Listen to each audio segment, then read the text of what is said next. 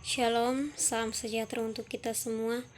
Perkenalkan, kami dari mahasiswa Universitas Timur, Fakultas Pertanian, Program Studi Kimia. Di sini kami akan mempresentasikan hasil praktikum kami tentang pembuatan tempe dari kacang hijau untuk memenuhi nilai tugas bioteknologi yang diampu oleh Bapak Sefrinus Maria Dolficolo, SSI, MSI. Namun sebelum itu, perkenalkan kami dari kelompok 6 dengan anggota yang pertama Priskadium dengan NPM 521900087, yang kedua Yiska Luciana Telnoni dengan NPM 521900076, yang ketiga Elfrida Sali Amluki dengan NPM 521900042, dan yang keempat Cirenius Taek dengan NPM 521900065.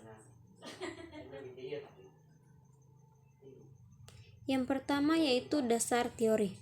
Indonesia terletak di iklim tropis yang kaya akan keanekaragaman hayati. Curah hujan yang seimbang membuat tanah Indonesia menjadi subur. Aneka jenis tanaman seperti padi-padian, buah-buahan, sayur-sayuran, juga kacang-kacangan seperti kacang tanah, kacang kedelai, dan kacang hijau dapat tumbuh dengan baik di tanah Nusantara ini. Para produsen pun berlomba-lomba membuat aneka olahan makanan yang terbuat dari olahan tersebut, dari bahan-bahan tersebut, khususnya kacang-kacangan, misalnya tempe. Menurut Astawan 2010, tempe merupakan salah satu produk makanan tradisional Indonesia yang dapat dinikmati oleh seluruh lapisan masyarakat.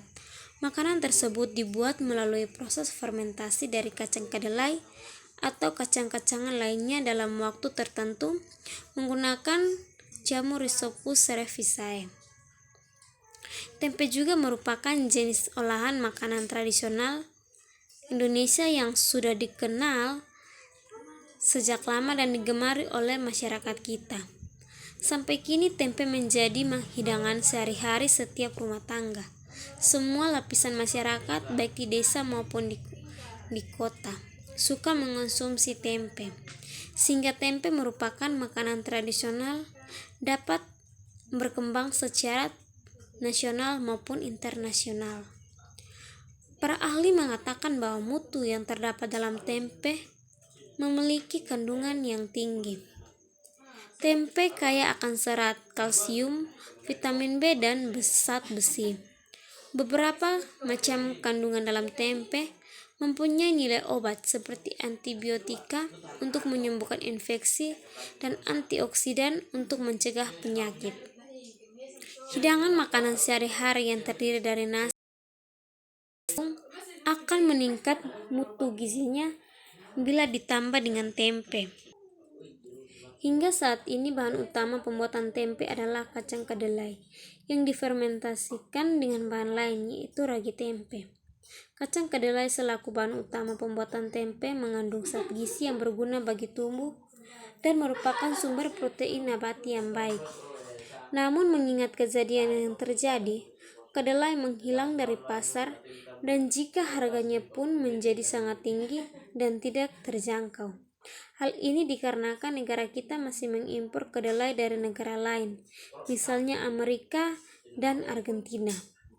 Tidak demikian dengan harga jenis kacang lainnya seperti kacang hijau, dibandingkan kacang kedelai yang harus mengimpor dari negara lain. Berbicara tentang kacang hijau merupakan salah satu jenis tanaman budidaya dan palawija yang dikenal luas di daerah tropika. Tumbuhan yang termasuk suku polong-polongan ini memiliki banyak manfaat dalam kehidupan sehari-hari sebagai sumber protein nabati tinggi. Kacang hijau bila direbus cukup lama akan pecah dan pati yang terkandung dalam bijinya akan keluar dan mengental menjadi semacam bubur. Kacang hijau masih mudah dijumpai di pasaran. Nilai gizinya pun tak kalah baiknya. Misalnya kandungan nilai gizi fosfor, besi, vitamin B, dan vitamin C justru lebih baik jika dibandingkan dengan kacang kedelai. Khasiat nilai gizi yang terkandung di dalam kacang hijau mampu mengatasi berbagai jenis penyakit seperti obat diare. Antioksidannya menghambat penuaan dini untuk kecantikan, juga sebagai obat pelangsing alami. Apalagi kacang hijau banyak dijumpai di mana-mana.